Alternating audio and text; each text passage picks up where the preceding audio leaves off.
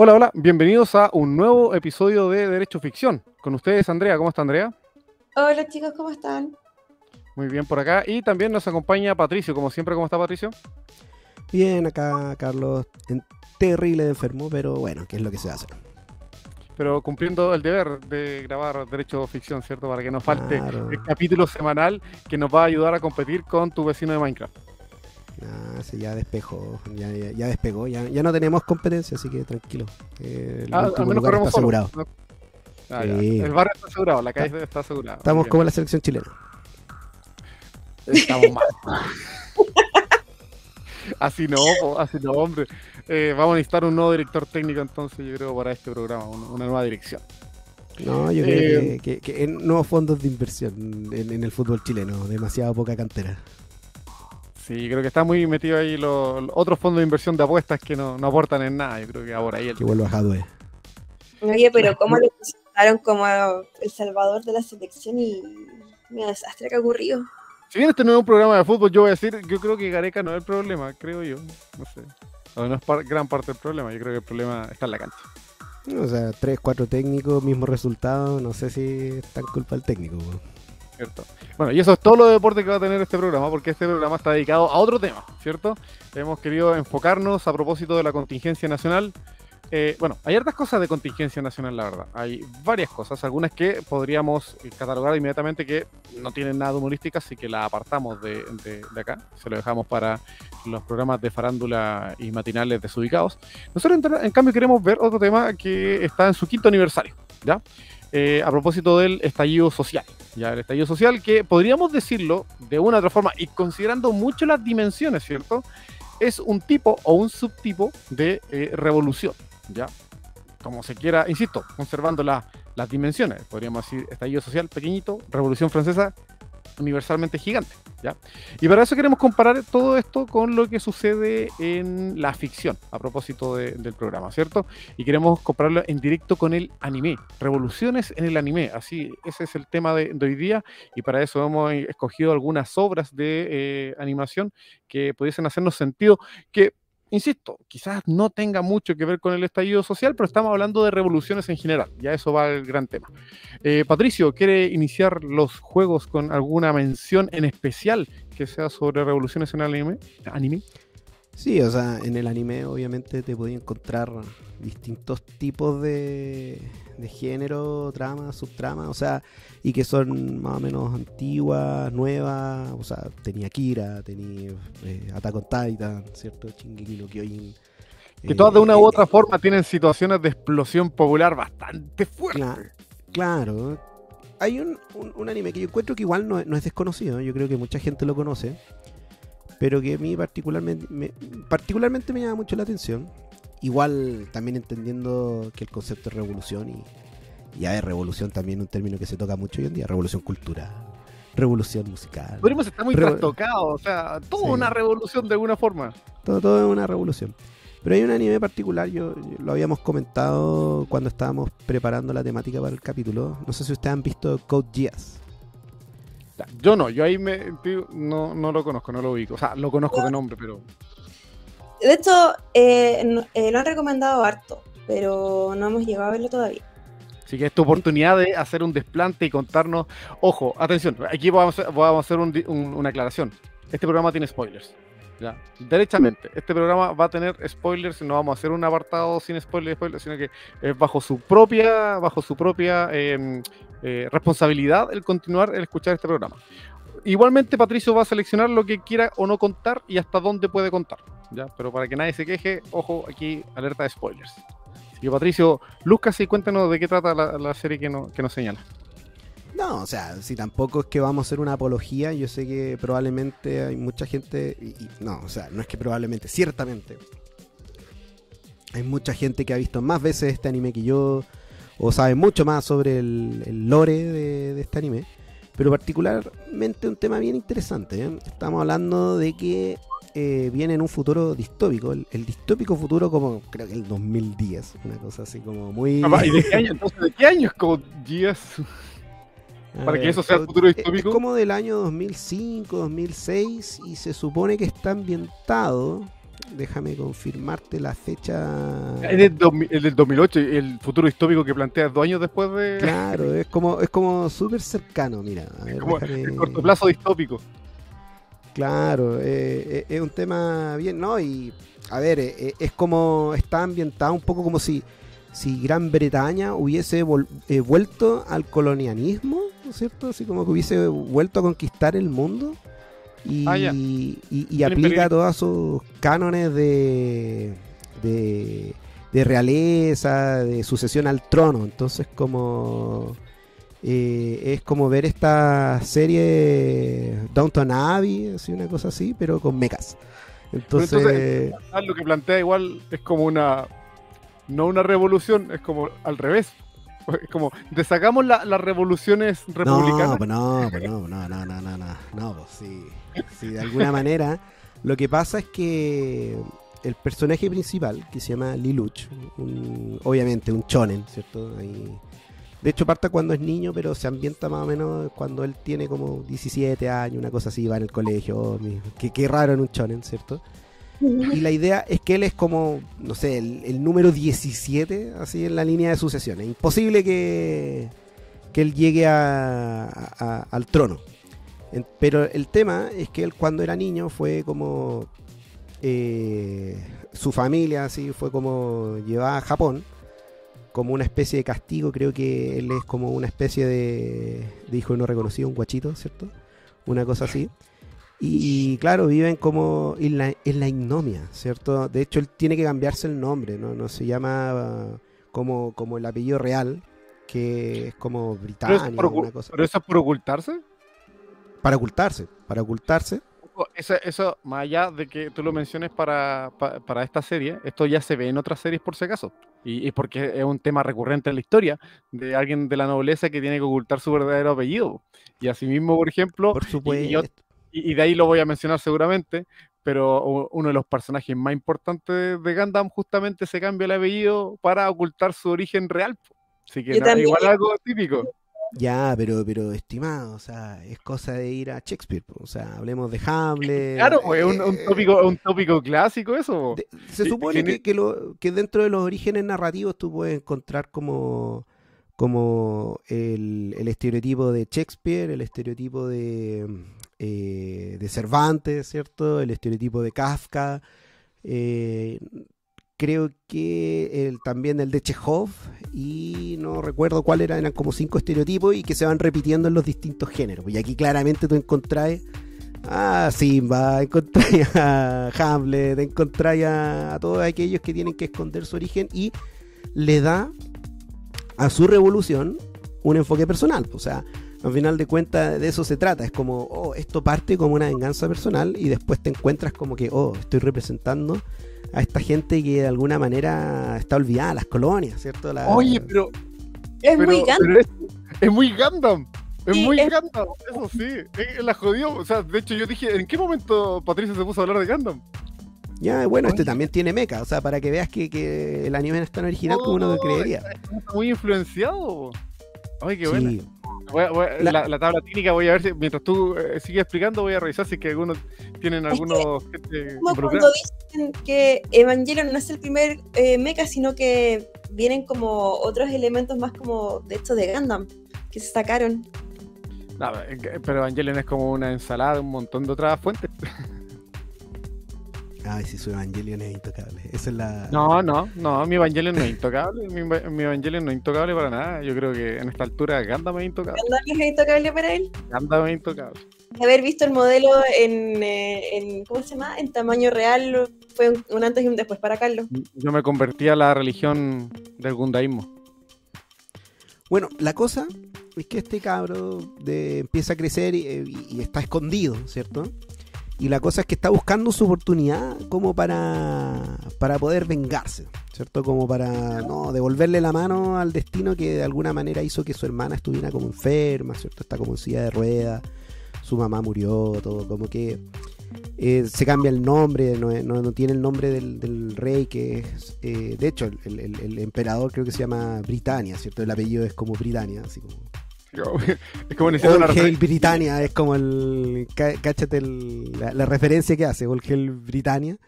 Y Pero una pregunta. sí.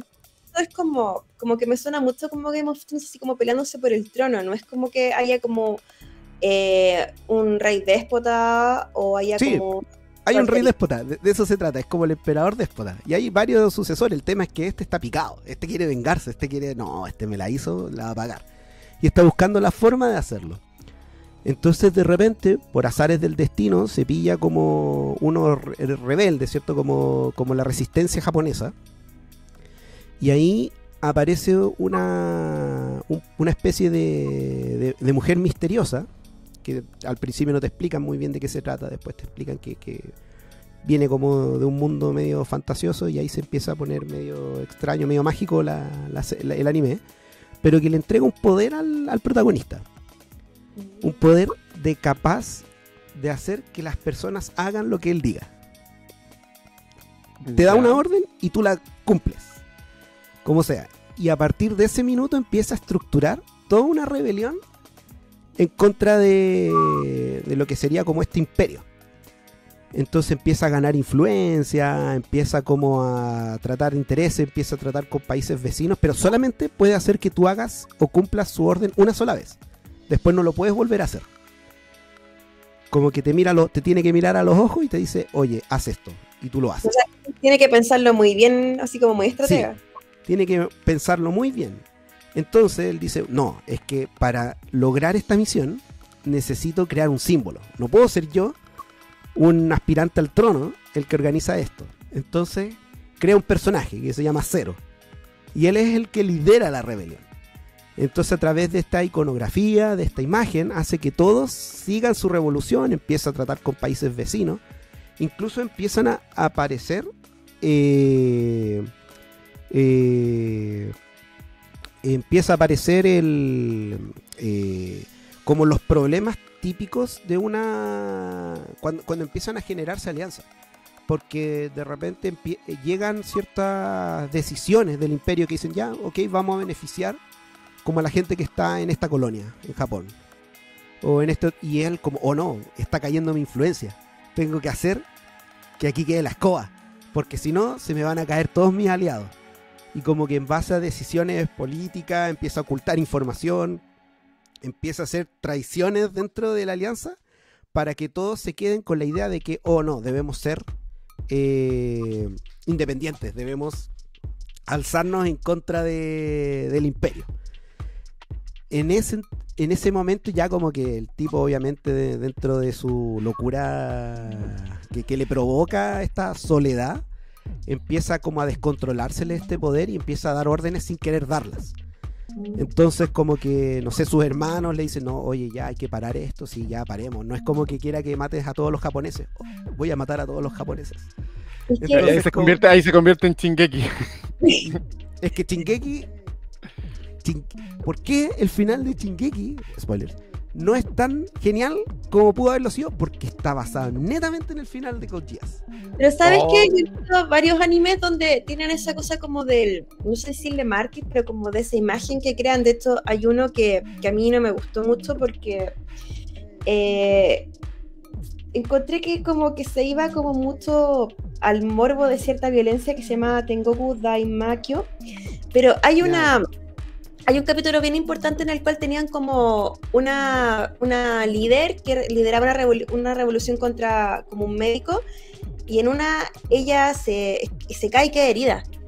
Y los mismos seguidores de ella, un grupo como importante, dicen, no, como que digamos que ella se murió y vamos a cambiar todo esto y vamos a hacer que la gente se rebele contra este médico. O vamos a tomar este poder de esta manera. Entonces me llama mucho la atención cómo él juega con la imagen, como de crear a alguien para que lo sigan, porque eso se utiliza también o sea, es un elemento bien utilizado en la ficción en general. Es que en general muchas veces en estos caudillismos políticos la imagen mueve influencia. O sea, pensemos lo que pasó en el estallido, y sin entrar a hablar como en tantos detalles, pensemos lo que pasó después con la Comisión Constituyente. Muchos de los grandes, entre comillas, próceres, para bien o para mal, fueron a la comisión de acuerdo a su desempeño durante el estallido. Pensemos lo que pasó con el Pelado Ade, la tía Pikachu. O sea, ¿cierto? Y que se tuvo que mantener esa imagen hasta el final, y cuando se cae todo, pierde toda la influencia del movimiento. De hecho, una de las grandes críticas de por qué decían que no se logró como tanto, por así decirlo, unidad, fue porque habían como pequeños mártires y no había como uno. No había como un líder que encauzara todo. Sí, o sea, yo creo que obviamente en su momento dio mucho que hablar. O sea, pensemos que igual esa comisión constituyente se hizo como a puertas cerradas, como calmamos a la bestia, ¿cierto? Porque no había cara visible, no había alguna figura que transmitiera como esta comunicación. Era simplemente un reclamo que para muchos será justo, será injusto. Yo creo que siempre hay que plantearse las cosas no solamente de una perspectiva de justo e injusto, sino un fenómeno sociológico, ¿cierto? ¿Por qué se llegó hasta ahí? Porque de alguna manera, sea que les guste o no les guste, la gente reaccionó de esa manera.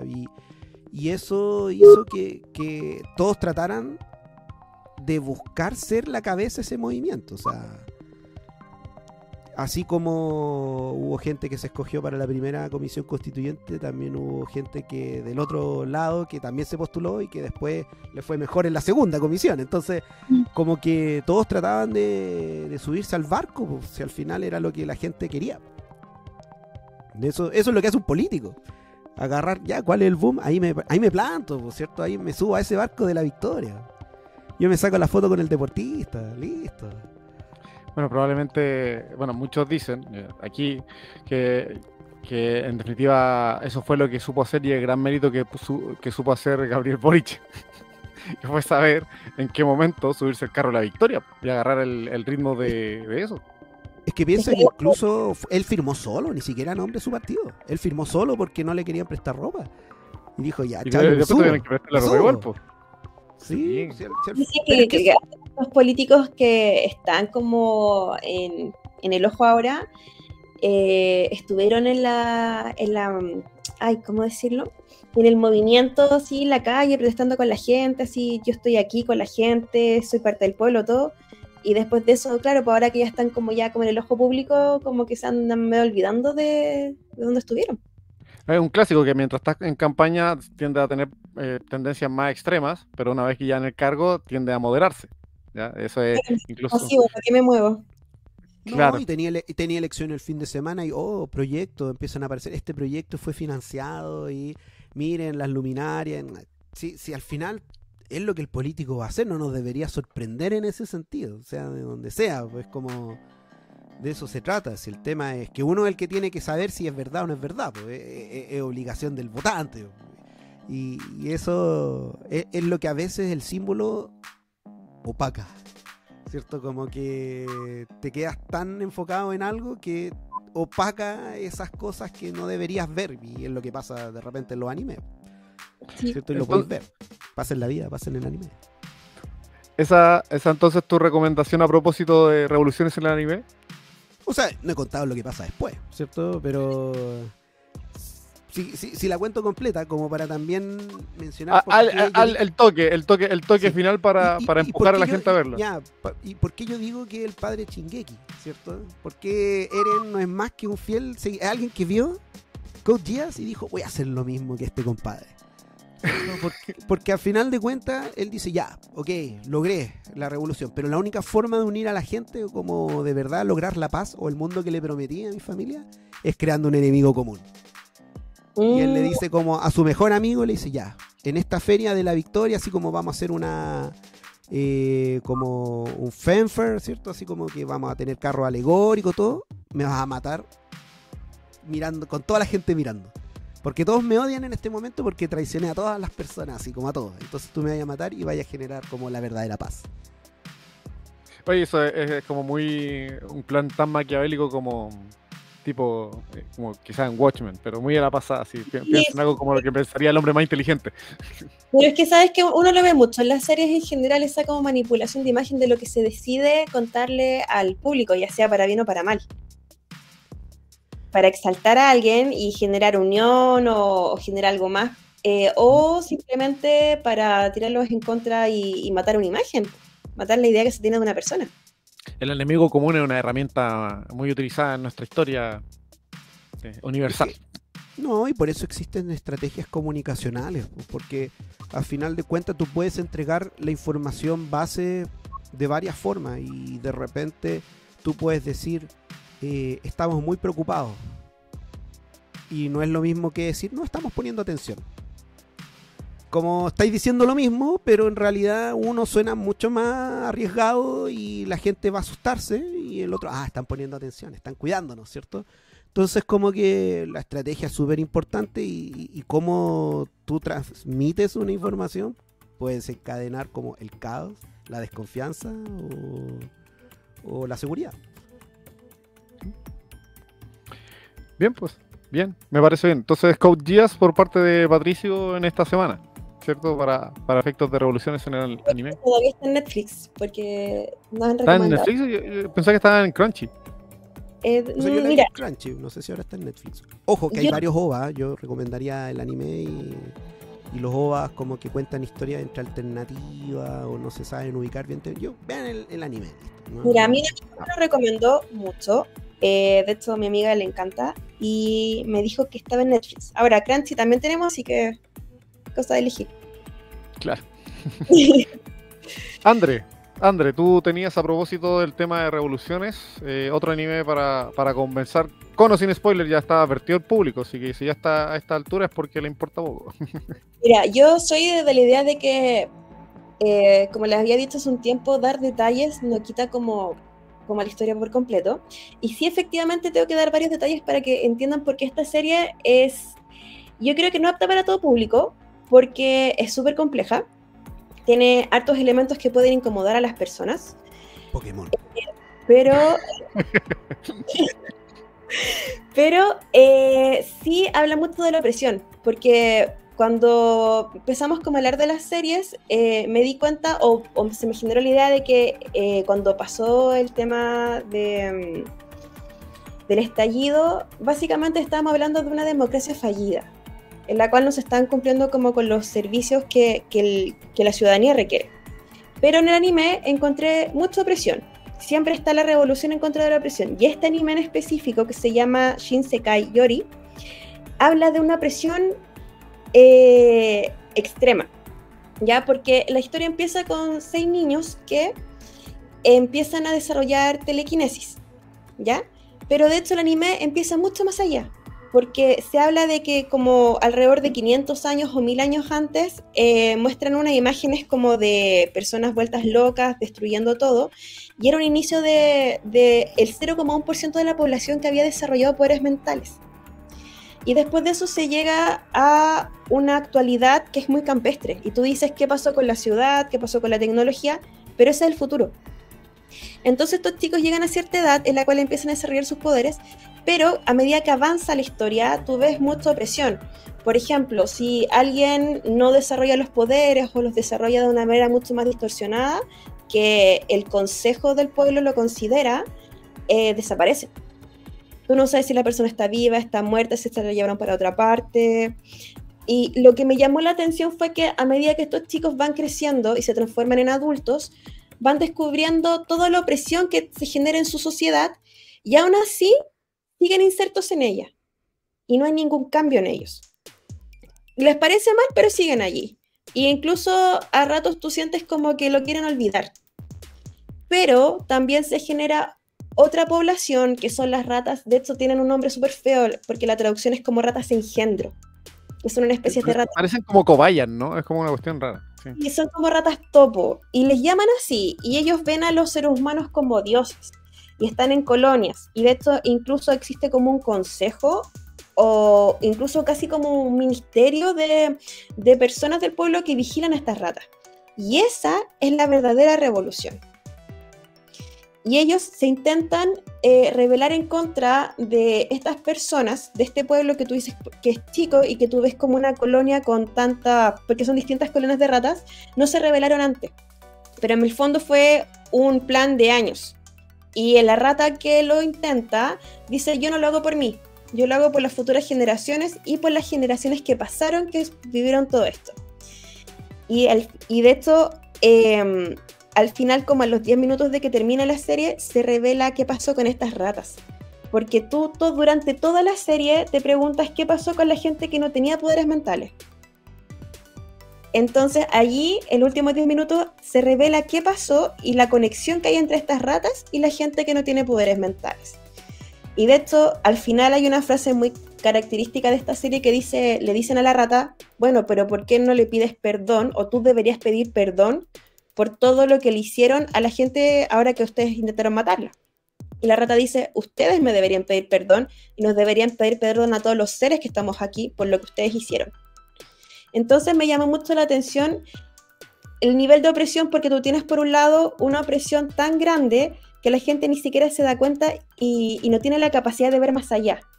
Pero por otro lado, tú tienes otro tipo de opresión que deja como un pequeño atisbo de saber qué fue la libertad y rebelarte en contra de eso. De hecho, es como un futuro distópico en donde los X-Men ganan y los humanos pierden, una cosa así.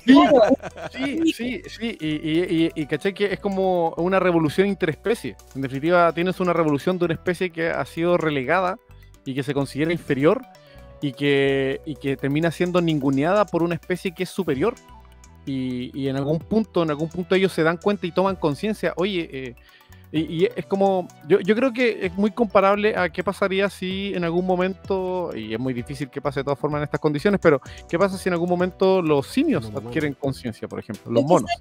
De hecho, pasa mucho con el tema de las colonias, o por ejemplo en Estados Unidos con el tema de las colonias de indios, o por ejemplo en Inglaterra que pasaba, o el tema de la esclavitud, que tú decías, claro, pues llega esta como civilización mucho más moderna, me esclaviza, me hace sentirme casi como un animal, que yo no tengo derechos de nada. Bueno, piensa en los zoológicos humanos, por cierto, que se llevan los tipos para exponer en zoológicos. Sí.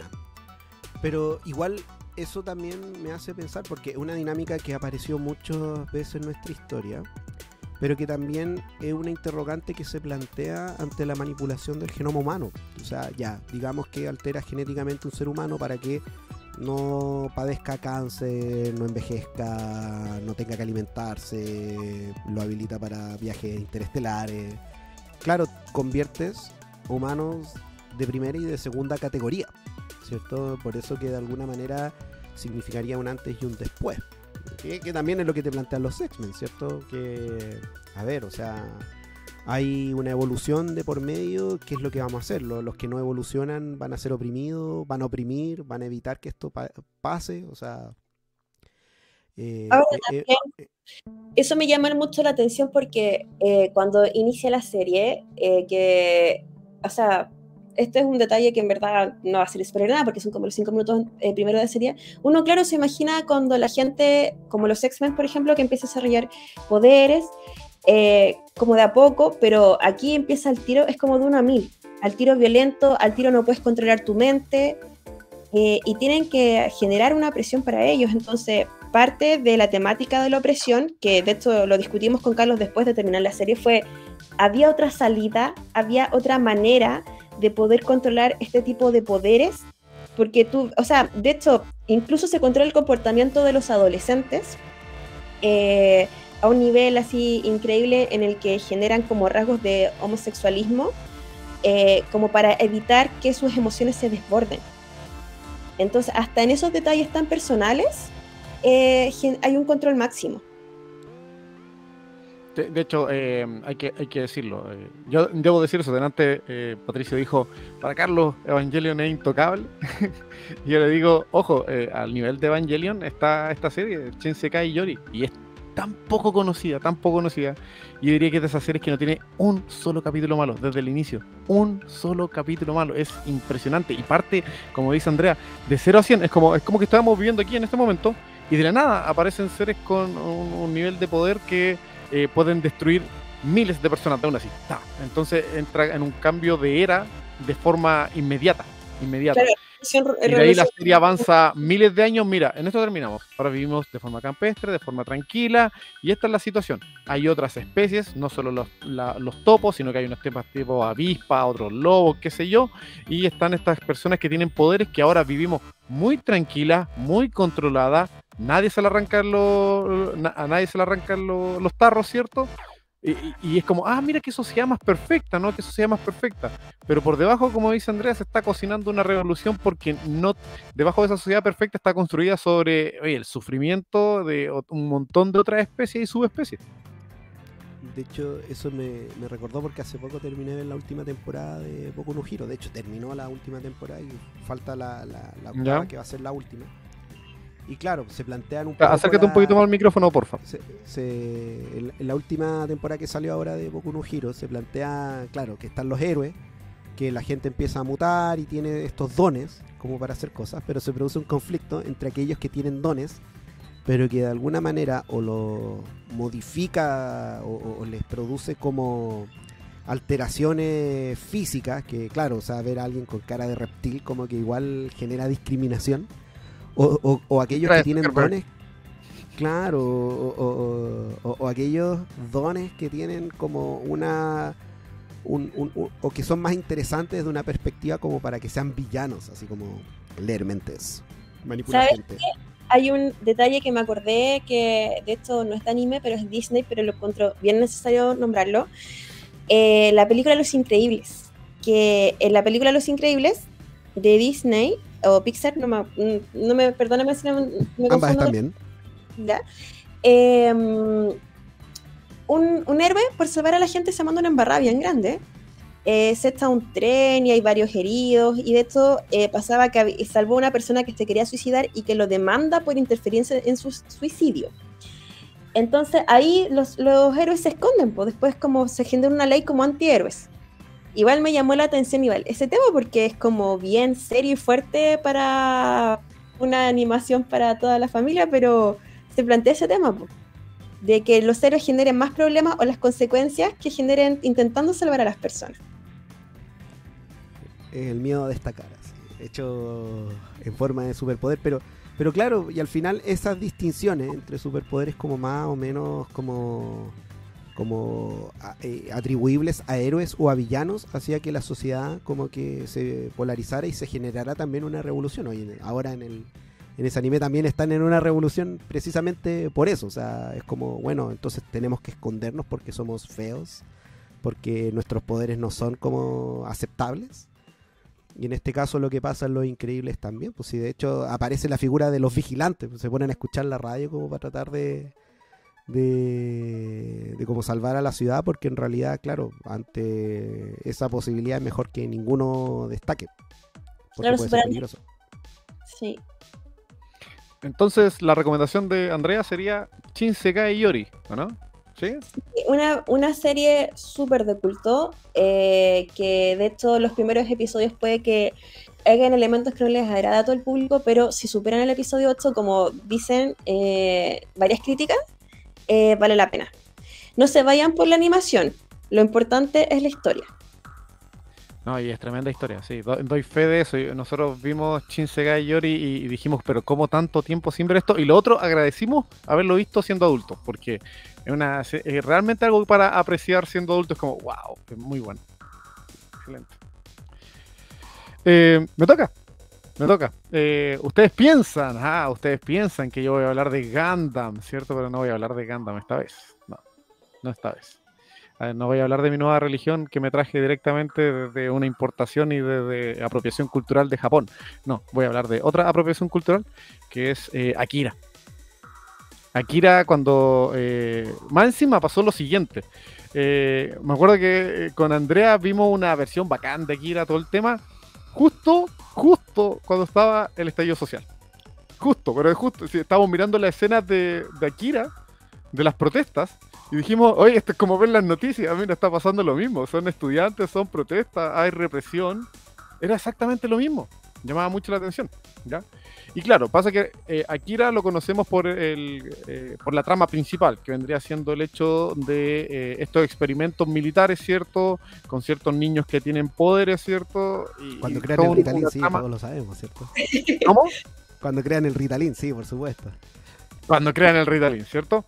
Sin embargo, la gracia de Akira es que tiene una cantidad de lectura muy buena. En internet hay una cantidad de análisis muy buena. Yo me voy a quedar con una parte, porque insisto, tiene trama, subtrama. Me voy a quedar con el contexto en que se desarrolla la película de Akira, ¿ya? Y el contexto en que se desarrolla la película de Akira es un estado opresor, autoritario, medio fascista, en una situación de un Neo-Tokio que es muy tecnológico. De hecho, bien sabemos que uno de los lemas de la película es alta tecnología y baja calidad de vida, ¿ya? Que es como el lema para todas las situaciones de distopía y ciencia ficción. No me acuerdo muy bien la frase en inglés con la pildorita, ¿cierto? Dice, ¿cómo es que dice? Bad for Education, no me acuerdo la verdad. Me van a retar ahí los fanáticos de Akira.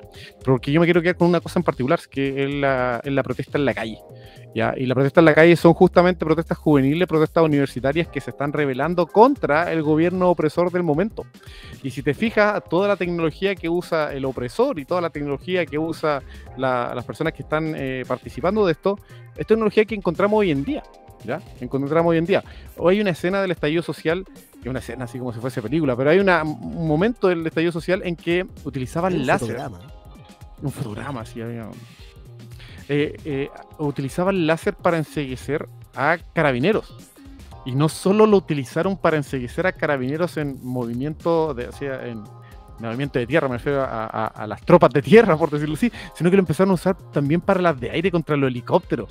Y hay unas tomas de, no sé, cientos de láser así apuntando, y uno diría, oye, pero esta cuestión es sacada de una película futurista, distópica, y ahí aparece Akira, ¿ya?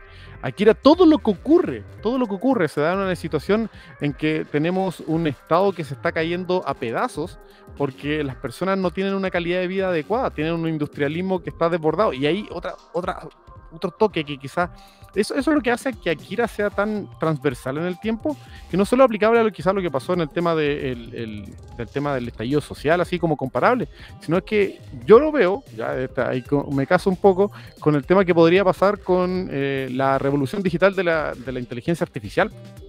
Normalmente cuando yo hablo con los estudiantes les digo, mira, la revolución industrial se da, ¿por qué? Porque cambió la mano de obra artesanal, ¿cierto?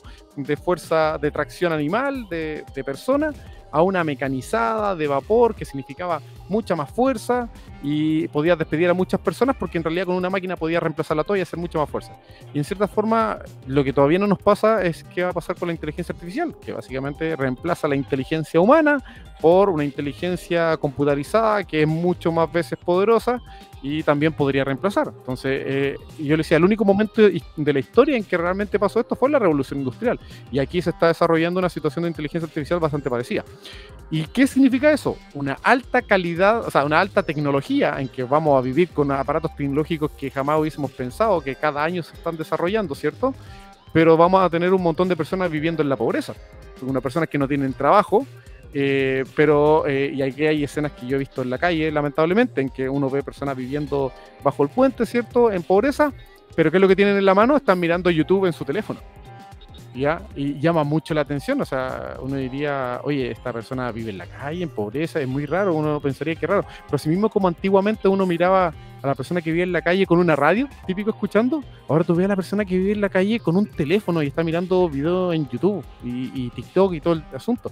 Entonces, al final, eso se siente como que va a ser exponencial con el tiempo, si es que no se toman las medidas claramente, en que vamos a tener, al igual que en Akira, gobiernos que cada vez más se le arranca el látigo contra su pueblo, porque el pueblo va a estar empobrecido, rodeado de alta tecnología, pero sin dinero y pobreza. Y ahí va el hecho de que me gusta mucho el tema de Akira, porque creo que Akira es aplicable a distintos momentos de la historia y todavía no sabemos qué tan aplicable va a ser a futuro. Sí, o sea, yo creo que igual es interesante la perspectiva. No sé si... A ver, primero, lo que más me llama la atención de Akira es la escena de la motocicleta, ¿cierto? Que ha sido tomado por varias películas, Matrix, ¿cierto? Cuando hace El cruce, giro, cuando cruza la hace- motocicleta. Claro, pues como una de las escenas que ha influenciado muchas películas occidentales, a pesar de incluso lo desconocida que puede ser en Occidente para algunos, no digo porque aquí hasta en Chilevisión lo dieron, pero claro, o sea, como que genera eso, pero por otro lado igual a mí me pasa que sí, o sea, está la revolución industrial que sirve como un ejemplo de cómo se devalúa, ¿cierto?, la mano de obra. Porque al final es eso, o sea, en comparación es mucho más costoso tener a 500 trabajadores que 5 máquinas que hagan lo mismo, ¿cierto?, en menor tiempo. Entonces, obviamente, se devalúa la mano de obra, la hora de trabajo hombre, y eso genera ciertos descalabros, pero igual siento que de alguna manera la economía también funciona de una forma extraña, o sea, hoy en día, cuando hablamos de un gaffiter, cuando hablamos de un zapatero, son artesanos. Hoy en día, no sé, quizás incluso en esa misma época arreglar un zapato, no sé, te costaba, no sé, 1.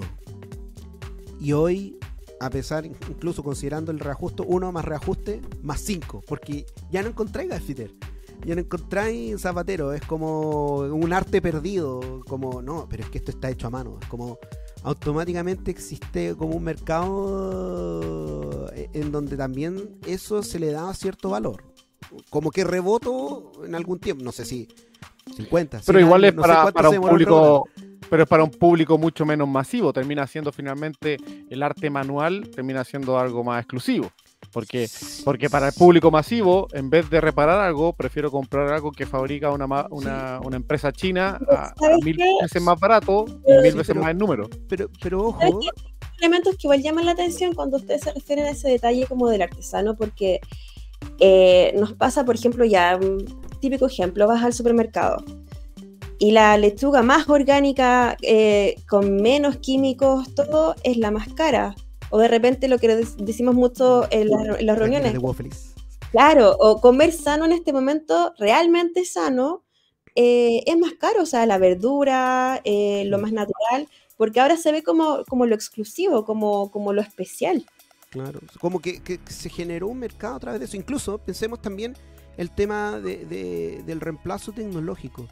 O sea, hoy en día, en menos de un año, tu teléfono queda obsoleto. Y eso significa que el teléfono que tú tienes, a menos que compres el más nuevo, que es brutalmente más caro, significa que queda obsoleto y vas a tener que buscar a alguien que maneje el repuesto adecuado o que sepa arreglar aquello que ya el fabricante no te va a arreglar. Entonces se va generando ese mercado de artesanía incluso dentro de la misma tecnología. O sea, ya un año después termina como buscando un artesano. Ya, no, yo te arreglo la pantalla por X cantidad y mira, esta pieza de acá me sirve para acá y etcétera. Entonces como extraño, como que incluso la tecnología va más rápido de lo que nosotros podemos dejar afuera a este submercado, ¿cierto?, de humano. Pero sabes que hay un elemento que ustedes han nombrado harto que me llama mucho la atención, que es como se supone que la tecnología debería mejorar la calidad de vida, porque se supone que ese era como el objetivo inicial, pero también, como se ve reflejado en Akira muy bien y que no todo el mundo lo toma en cuenta, cómo lo afecta. Porque, por ejemplo, elementos como de la tecnología, cómo va afectando a la persona. Por ejemplo, en Akira la gente se revela, pero en Fahrenheit 415 creo que se llama el número, la persona, claro, quema los libros, está como todo el mundo metido en la tele, casi drogado y no tiene la capacidad de ir más allá.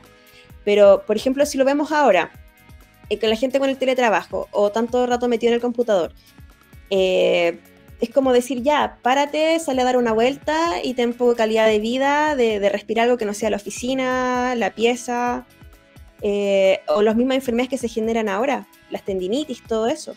Entonces, creo que Akira en ese elemento es un buen ejemplo de cómo la tecnología va afectando negativamente. Que al final... Fahrenheit 451, la dislexia numérica ataca siempre. Sí, siempre doy vuelta a los números todavía, tú también. ¿No? Sí, Fahrenheit 451. Ahí está, 451.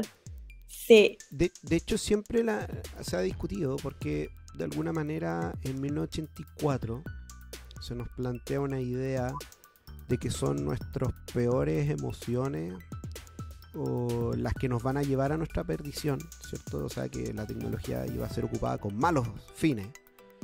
Mientras que en Un Mundo Feliz, de Huxley, se plantea que son nuestros placeres los que nos van a llevar a nuestras perdiciones. Y bajo esa lógica, claro, es más parecido a lo que estamos viviendo en Un Mundo Feliz, ¿cierto? Que nuestra propia autocomplacencia, nuestra propia sensación de progreso, ¿cierto? De comodidad, lo que de alguna manera nos está llevando a este mundo en el cual cada vez tenemos cierto menos derechos o somos el hecho de ganados. que exista el estrés porque no carga algo, o sea, ¿cuándo pensamos hace unos años que iba a pasar eso? O sea, tú dejabas prendido el computador y te ibas a buscar comida, la bebida, no sé. Yo tomaba desayuno mientras cargaba el computador y las páginas de noticias, tomaba desayuno. Ahora, claro, entonces los chicos como que se estresan, es como, bueno, me está cargando la aplicación, ya, ¿qué hago con el teléfono? Se desesperan. ¿Y cuándo no iba a imaginar que iba a pasar esto? ¿Dónde sopla el cartucho? Sí. Por aquí tengo un cartucho de... Ahí está. Vamos a soplar el cartucho de Super Mario. Mira, está un poco carreteado, sí. Este es de Super. Tengo otros de Nintendo por ahí. De hecho, en la parte de atrás dice no soplar, ojo, pero... Dice... No sale no soplar en este. No, mira. ¿No dice? No dice. Ah, ya, No entonces... dice. Quizá era otro. Recuerda que hay distintas ediciones. Hay unas ediciones que se diferencian según él. Este está carreteado, pero no es por mí, está carreteado. ¿No? Está carreteado, ¿no? Está carreteado, nomás llegó así acá. Claro, yo lo encontré así, ¿no? Sí, así llegó a mis manos. Oye, bueno, y esa era mi sugerencia, pues era Akira. Yo creo que Akira es de esas películas que, para finalizar mi recomendación, es de esas películas que, si las miras en distintos momentos, tiene distintas lecturas. Si las miras observando distintas situaciones, te vas a dar cuenta que en realidad es aplicable a distintos momentos y que todavía no deja de ser aplicable a nuestra realidad o no deja de permitirnos hacer una comparación. Todavía sirve. Y quizás no sabemos hasta cuándo, porque la verdad es que la tecnología y los avances y los problemas que te muestra Akira, la verdad es que son cosas que pareciera que vienen y no es un buen vaticinio. A pesar de que yo soy siempre más de la idea de que las cosas se van moderando en el camino. Por más que uno piense en extremos, siempre termina siendo la realidad un poco más moderada. Rara vez se sale del molde, ha pasado, pero muy pocas veces, ¿ya? Y yo creo que es un buen indicador esa película y sirve para distintos momentos, ¿ya? Así que esa es mi recomendación final. No sé si ustedes tienen algunas palabras finales al respecto, Patricio, sobre las revoluciones en el anime, o quizás algunas menciones honrosas. Sí, o sea, yo al menos pensé en su momento hablar de Shingeki no Kyojin, o sea, la dinámica o el trasfondo político que te plantea es súper interesante porque al final de cuentas te habla de dos tipos de revoluciones en una, o sea, te habla de cómo primero un pueblo fue dominado por los titanes y después la venganza, ¿cierto? O sea, es como la disyuntiva que tuvo, no sé, Nelson Mandela, es como, bueno, ¿cómo le respondo después del apartheid, ¿cierto? A esta gente, ¿con la misma moneda o tratamos de buscar un camino juntos, ¿cierto? Entonces es como ¿quién tiró la primera piedra? ¿Quién comenzó? Como este capítulo de Los Simpsons, ¿cierto? Donde dice, no, el mensaje de Dios es de amor, no, es de piedad, así como muy bueno. Malditos, así. Es muy bueno porque a final de cuentas es como de eso se trata, interpretación. A ver, o sea, toda revolución de alguna manera tiene intereses creados, es verdad, o sea, siempre hay un interés creado detrás de una revolución, te lo muestra Code Geass, ¿cierto? Que nace como una venganza personal, una vendetta personal. El tema de Akira también parte o sea, termina convirtiéndose en una revolución, pero al final todo se trata de autocomplacencia, de cómo llegué hasta aquí. Es como, ahora que yo no tengo este privilegio, necesito tomarlo de otro lugar, ¿cierto? Siempre termina un tema personal y se lleva a algún plano ideal donde se justifique socialmente todo. Entonces, entender esa dinámica es súper importante para saber que, a ver, siempre van a haber intereses creados. Lo importante es que uno haga lo que crea que es lo correcto, porque si no, no vaya a vivir tranquilo. Chan, qué miedo. Andrea, tus conclusiones y menciones honrosas sobre las revoluciones en el anime. Como dije hace un tiempo, yo creo que estas series, libros y temáticas es bueno verlo cuando uno ya tiene como un criterio formado, porque como nos pasa con estas series que hemos hablado, tienen diferentes capas y uno lo puede tomar Son como cebollas. Claro, son sí, a los Shrek, como cebollas. Y tengo una recomendación que se llama Terror in Resonance, que yo la vi en Netflix. De hecho, es dirigida por Watanabe, que también que es el creador de Cowboy Bebop, y con la música de Yoko Kanno, ¿ya? Ah, bacán. Me gustó mucho esa serie porque inicia con la experimentación también de niños, ya al igual que en Shinsekai y al igual que en Akira. Y claro, muestra las consecuencias que genera eso, porque básicamente la serie a grandes rasgos se trata de terrorismo. Pero ¿qué es lo que hay detrás de ese terrorismo? Entonces es una serie muy subvalorada que yo recomiendo echarle un vistazo. Muy bien, muchas gracias. Yo no la he visto esa la viste tú, pero yo no la he visto, así que la voy a agregar a mi lista de pendientes. Eterna, gigante lista de pendientes, que siempre me acuerdo cuando digo, Andrea, ¿qué debería ver ahora? Tal serie. Tal serie. Sí, de hecho, esta serie tiene algo como bien especial, que la animación a mí me gustó bastante. O sea, se nota que es Watanabe. Ya. Kencito. Vamos a ver qué verlo. Nadie me pregunta a mí, pero yo igual obviamente hago la última mención honrosa y mis conclusiones. Ahora sí. Gundam. Ya, ahora Gundam como mención honrosa, porque yo creo que Gundam da para mucho más, para otro tipo de conversaciones y otros temas. Pero también tiene este tema. Ya, en Gundam estamos hablando de la serie original del 79 y la precuela de este, ¿cierto? De Origin. Lo que uno ve es que existe ya de partida clases sociales bien marcadas. Tenemos clase social alta que vive disfrutando de una tierra, en la tierra, ¿cierto?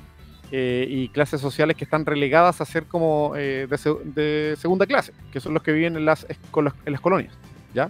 Entonces las colonias en un momento dicen, ¿sabe qué? Lo de la Federación Terrestre que rige el planeta Tierra y todas las colonias, finalmente tiene las colonias abandonadas.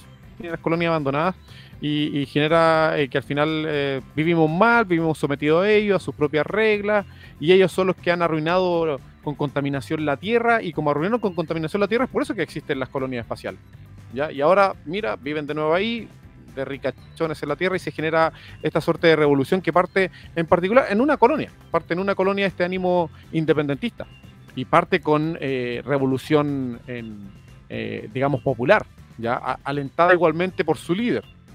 Y esto no es spoiler porque es una serie que tiene 45 años, pero finalmente ese líder, claro, termina metido en una suerte de guerra civil interna, y quien termina en el poder es la persona que lleva la bandera independentista y que termina siendo una bandera expansionista e imperialista por parte de una de las colonias.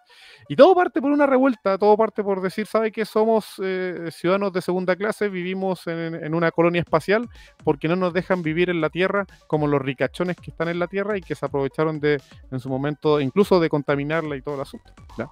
Así que mi otra mención honrosa es para Gundam, pero en sus orígenes. Gundam, ustedes saben que tiene muchas cosas. Estamos hablando de Gundam, el Universal Century, que es la línea temporal original. Y si no tienen tiempo o no les interesa quizás ver el tema de los mechas, porque Gundam se puede explicar sin hablar de los mechas, eso es lo más interesante, se llama Gundam y uno puede explicarla completa sin hablar de los robots, y de hecho de eso se trata de Origin, que está en Netflix, creo, está en Netflix y en Crunchy, y te va a explicar toda la trama política que ocurre antes de Gundam del 79, así que ahí tienen todo un tema. No, Gundam Wing es de Age of Colony, que es otra línea temporal. Y Gundam Wing fue la más famosa a nivel mundial. Sí, por eso esa es la que más recuerdo, por eso no sabía si hablabas de eso. Es que Gundam era muy Cuando dijiste 45 años dije, no, ya no creo que sea esa. No, pues, nada. No, sí. Gundam Wing es más antiguo de lo que nosotros creemos, porque cuando llegó la televisión chilena ya habían pasado como de años del estreno.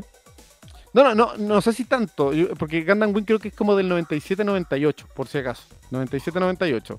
Pero Gundam Wing fue el primer Gundam que fue internacionalizado con éxito. Ya el Gundam original, la verdad es que era el anime más visto en Japón en su momento. No tanto en el origen, porque obviamente tuvo un origen bien difícil, pero era lo más famoso en Japón. Pero nunca se había occidentalizado, y quien lo occidentalizó fue Gundam Wing. Pero en realidad aquí estamos hablando del Universal Century, que es la línea temporal más larga, la línea temporal original, que parte con los monitos del 79, y que el 2015 le hicieron la precuela, y se llama The Origin, y que es una joya. O sea, le pusieron cariño a hacer The Origin. Son como 6 ovas, si no me equivoco, son 6 ovas que te explican cómo de un lugar sin robots empiezan a aparecer los robots y cuál es el conflicto político detrás. Y ahí están las revoluciones de las colonias. Así que esa es mi sugerencia final. Me recordó mucho. Igualmente apareció el gandaísmo ahí voy a difundir la nueva religión. Me recordó mucho, bueno, si no lo han visto también, lo que es Getter Robot, sobre todo la parte de Armageddon, que es muy buena. Espera, no te escucho, ¿puedes hablar un poquito? Espera. Sí, ¿Getter Robot dijiste? Getter Robot. Ah, Getter ya, sí. Robot. Sí, lo habían mencionado, me acuerdo alguna vez. Y que, claro, también plantea ahí unos temas bien interesantes, y particularmente, si no la han visto, sí o sí, lejos está también considerado como uno de los mejores animes que hay, es Gurren Lagann, ¿cierto? Gurren Lagann, Tengen Toppa, que también plantea la idea de una humanidad o de seres, parte de la humanidad, ¿cierto? Que fue obligada a vivir bajo tierra, ¿cierto? Y en algún minuto se pierde el por qué están viviendo bajo tierra y empiezan como a surgir y se dan cuenta de todo lo que tuvieron que vivir, así como especie. Entonces también una mención honrosa en ese sentido. ¿Sabes qué? Otra mención honrosa que no tiene tanto el elemento de la revolución, pero sí el elemento de, por así decirlo, la precariedad de la vida, Cowboy Bebop, porque allí se hace mucho el paralelo entre las colonias y la Tierra. Y lo curioso de allí es que hay tantas colonias y están como tan prolífera la vida en Marte que la gente como que se olvida de la Tierra y no hay ninguna revolución, sino que es como una resignación, por así decirlo. De hecho, debo decir que ya va a aparecer Carlos diciendo sí, todo se parece a Gundam. Cowboy Bebop pareciera ser un spin-off de Gundam en alguna parte de la historia, porque es lo mismo, es como tienen lugares temáticos, planetas temáticos, colonias temáticas, todo el tema. Sí, la verdad es que se parece bastante. Yo creo que Cowboy Bebop se desarrolla en el Universal Century de Gundam. Sí, de hecho yo la mencioné por eso, porque hay escenas que me recordaron mucho. Yo vi primero a Cowboy Bebop, me recordaron mucho a Cowboy Bebop y fue como, esto lo he visto antes. Bueno, ahí la influencia es fuerte Asimov diciendo, bueno, yo creo que todo es un spin-off de mí, así como... Bueno, de hecho, hay muchos que dicen que Gundam primero está muy basado en la fama que tuvo en su momento Star Wars. Ya, y claramente hay una influencia bastante occidental que tomó el creador de Gundam en el tema de Star Wars, así que obviamente, pero las grandes obras raíces, porque Kurosawa, ¿cierto? Era el que también las grandes obras siempre lo que hacen es influenciarse de anteriores, ¿cierto? No es robar la idea, sino que es tomar lo mejor y mejorarlo. Oye, ¿sabes qué? Me acordaba de la conexión, así como dato rosa curioso, entre Evangelion y Sailor Moon, de las figuras estilizadas. Hablando de referencias raras, sí, ese es el tema de... Porque pasa que la referencia es mayor porque la gente que trabajó en Sailor Moon también trabajó en Evangelion. Ese es el nivel de referencia que hay. Sí, digámoslo, Misato es una Sailor Moon. Ya, pues ahora voy a traer cómo se llama este anime que también dieron en el cartoon, que también es de la creadora de... Porque es de la creadora de Sailor Moon, Inuyasha, pues, ¿no? Fuera de Ranma. Ay, sí, no sé. Ranma, parece que... Nah, te estoy confundiendo. Estoy confundiendo, creo que la de Ranma... Antes de que diferíamos más, y el sueño nos gane, con los datos rosas, vamos a dar por finalizado el episodio, ¿les parece? Me parece muy bien. Ya, pues. Muchas gracias por este episodio, salió muy bonito, espero que lo disfruten. Recuerden que este y otros episodios más están en YouTube, yo los voy subiendo también en Spotify de a poco, igual me atraso. Si tienen comentarios, si tienen dudas, si tienen sugerencias de tema, de anime, porque la gracia es que en los siguientes episodios estemos tratando temas, ya que estemos uniendo un poquito, por ejemplo, esta vez fue el estallido con el tema de la revolución del anime, y la gracia es que lo vayamos uniendo a conceptos que van pasando en el acontecer nacional o internacional, ¿vale? Eso pues, muchas gracias Patricio, muchas gracias Andrea, que estén muy bien. Chao chicos. Chau, chau, chau.